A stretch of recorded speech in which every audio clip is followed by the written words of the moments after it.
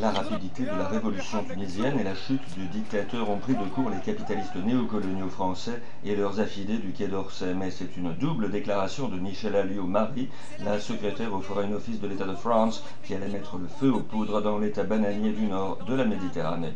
Au lieu de faire son métier diplomatique de diseuse de boniment convenu, au lieu de se borner aux paperasses de sa chancellerie, quitte à être brocardée plus tard par Wikileaks pour des écrits fort peu diplomatiques, la secrétaire française y est allée de ses petits commentaires meurtriers pour défendre les tirs à balles réelles de la garde prétorienne de Ben Ali sur le peuple tunisien. Il y a 2 semaines, sur une radio, elle confondait déjà son ancien métier de première fliquette de l'État de France avec celui de paperassière du quai. Mais on le voit tout simplement, ce qui s'est passé avant-hier soir, lorsque des groupes de jeunes qui ne constituent pas des bandes se rencontrent et sur un détail, c'est-à-dire une moquerie de l'un à l'autre, se bagarrent avec des armes blanches, ce qui se traduit par un décès et par 2 blessés. Et ça, c'est une vraie préoccupation. Si cette bourgeoise caricaturale et écervelée, qui au cours de sa carrière avait déjà perdu toutes sortes d'objets, de la taille d'un stylo Mont-Blanc à celle d'un porte-avions, si cette bourgeoise faisait cette confusion fâcheuse entre son précédent poste de superfliquette et son nouvel office régalien au quai... Oh, j'ai beaucoup pratiqué le sport, jamais à très haut niveau d'ailleurs, mais j'ai eu beaucoup de plaisir à pratiquer des tas de sports allant de la voile au tennis, en passant par le ski, le patin à glace, puisque j'ai même été capitaine d'une équipe de lycéennes.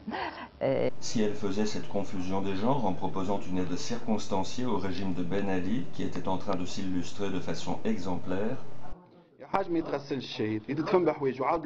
c'est pour une raison simple, c'est que cette bourgeoise caricaturale, quelques contraintes de mise en pli, s'était émue que les riches de Carthage puissent subir le rôle de ses amis riches qui ont des Rolls à Londres.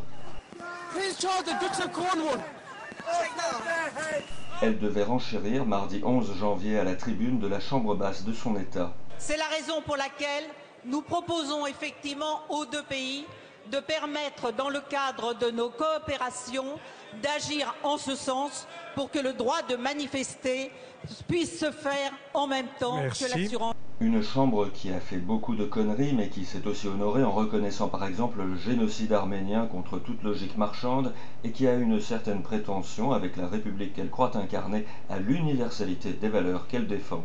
Nous proposons que le savoir-faire qui est reconnu dans le monde entier de nos forces de sécurité permette de régler des situations sécuritaires de ce type. Et pour couronner le tout, la bourgeoise hors du temps et de la réalité devait renchérir 2 jours plus tard encore sur une radio pour persister et signer. L'escalade de la violence n'est jamais la réponse appropriée.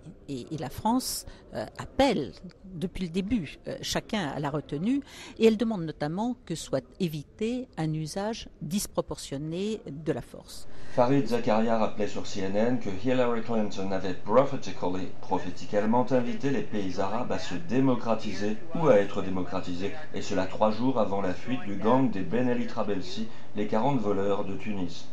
Quand la diplomatie américaine encourageait les réformes démocratiques dans le monde arabe et préparait ses entreprises à y rafler de nouveaux marchés, les Français se grillaient durablement grâce à Michel Alliot-Marie. C'est la raison pour laquelle nous appelons chacun à la retenue. La bourgeoise caricaturale ne se rendra même pas compte de l'ampleur de sa bévue. Rien n'était prévisible en Tunisie et elle était prise de court, dira-t-elle, pour se rattraper dans une de ces interviews complaisantes dont la télévision d'État française, qui pourrait être tunisienne, a le secret. Écoutez, je ne sais pas si on l'a sous-estimé, oui sans doute, parce que je pense que nul n'avait imaginé qu'il puisse y avoir une transformation aussi profonde et aussi rapide. Alliot-Marie n'est pas très convaincante, à vrai dire. La secrétaire Alliot-Marie n'a jamais convaincu personne et c'est bien là son drame. Plus elle essaie d'embrouiller et le plus elle s'embrouille et le moins elle convainc. Pour que l'on puisse à la fois avoir des manifestations qui peuvent être ainsi mieux contrôlée. Après cette interview complaisante donnée au Quai d'Orsay le lundi 17, la vieille bourgeoise était auditionnée le lendemain par un comité de Lower House au sujet de son pas de clair. On la voit arriver, elle et son sourire crispé pour aller s'expliquer devant les députés. Elle se la joue grande dame offusquée et bientôt c'est elle qui se réveille à plaindre. Mais je suis, je le dis très clairement, scandalisée par le fait que certains aient voulu déformer mes propos. Dans sa défense, elle en fait facilement un peu trop. Ma sensibilité aux souffrances du peuple tunisien. Voire beaucoup trop, au point que plus personne à l'Assemblée, même dans les rangs de la majorité, ne veut plus croire les propos surréalistes de la vieille bourgeoise crispée. Cette maladresse dans l'explication qui suit la brutalité de la défense de Ben Ali donne un angle d'attaque inespéré à l'opposition en vue des présidentielles. De Mme Alliot-Marie à M. Sarkozy, c'est toute la chaîne qui doit être mise en cause, puisqu'on n'imagine pas qu'elle ait pu dans ces domaines s'exprimer sans que le président de la République ait été associé à ce qu'elle a pu dire et au suivi du dossier. Ce mardi 18 janvier fut ainsi une journée épouvantable pour la Rombière gaffeuse. Mais que dire alors du vendredi suivant devant les caméras de télévision du monde entier, Alliot-Marie qui, comme Frédéric Mitterrand ou Bertrand Delanoë, avait passé ses dernières vacances en Tunisie, mais pas pour les mêmes raisons, a ainsi reçu un accueil glacial lors de son déplacement à Gazaï. Attempting to block the path of the French Foreign Minister, Michel Alliot-Marie, furious over what she was alleged to have said. The anger was real. What's not clear is just what triggered it. À force de dire des conneries sur la Tunisie, ça ne pouvait que déboucher sur un attentat à la chaussure, moins douloureux qu'un attentat à l'islamiste explosif, mais tout aussi vexant. On va revoir les images au ralenti, car on ne s'en lasse pas.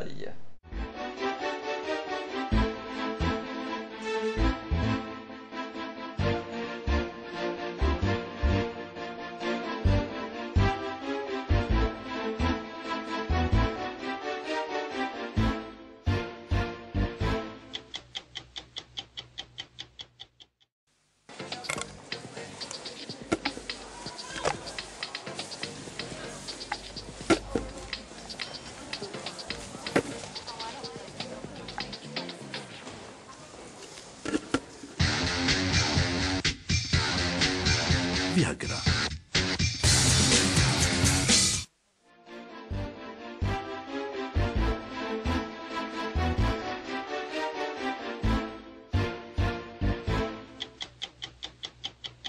And the Egyptian government needs to understand that violence will not make these grievances go away. Alliot-Marie est manifestement challengée. Elle ne supporte pas la comparaison avec son homologue Hillary. You know, David, this is a very volatile situation, and I think that as we monitor it closely, we continue to urge the Egyptian. Si on veut permettre d'avoir une qualité des soins en France, Y a-t-il une explication à son handicap? Tout le monde a déjà remarqué qu'elle a un défaut de prononciation gênant.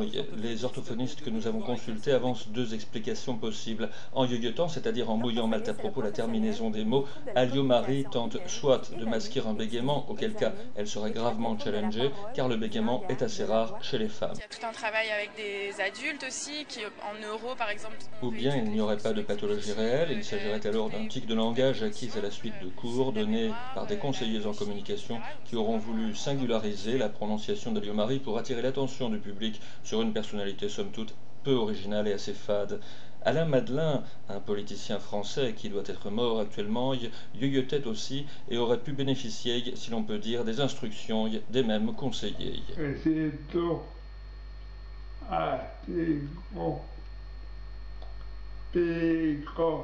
Mais pathologie ou simple tic, les personnes phonétiquement challengées sont-elles plus profondément handicapées? Oui, répond la science, et c'est bien ce qui est inquiétant pour la diplomatie française. Alliot-Marie va-t-elle tirer toutes les conclusions de l'enquête du journal The Lancet? Cela risque d'être long, car comme elle est plus bête que la moyenne, elle risque de mettre plus de temps à comprendre combien elle est un boulet pour le gouvernement. Et pour qu'elle démissionne, il faudra faire comme chez l'orthophoniste, il faudra répéter plusieurs fois. Démission, vous demandez votre démission, vous comprenez? Écoutez, je comprends que si mes propos ont été déformés, ou si l'on peut créer une polémique, on puisse le faire. Aponarts et NBC News.